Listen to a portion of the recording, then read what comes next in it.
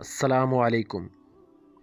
اللہ تعالیٰ انسان کے گناہوں پر پردہ ڈالتا رہتا ہے، نہ صرف پردہ ڈالتا ہے بلکہ اپنے بندے کی طرف ایسے پیغامات بھی بھیجتا رہتا ہے جو گناہوں سے ہاتھ روک لینے پر آمادہ کرے۔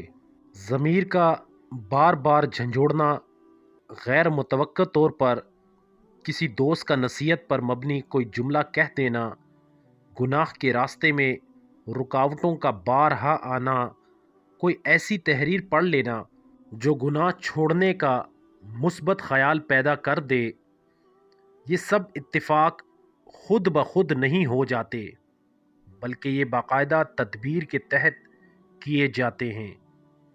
ان کو کرنے والا بھی کوئی ہے جو انسان کو پلٹنے کی راہیں مہیا کرتا ہے، مگر ہم ایسے نادان ہیں کہ پھر بھی شیطان کی بنائی دلدل میں دھنسنے کو ہی ترجیح دیتے ہیں۔ اللہ عز و جل آپ پر اور مجھ پر اپنا کرم رکھے، آمین ثم آمین، والسلام۔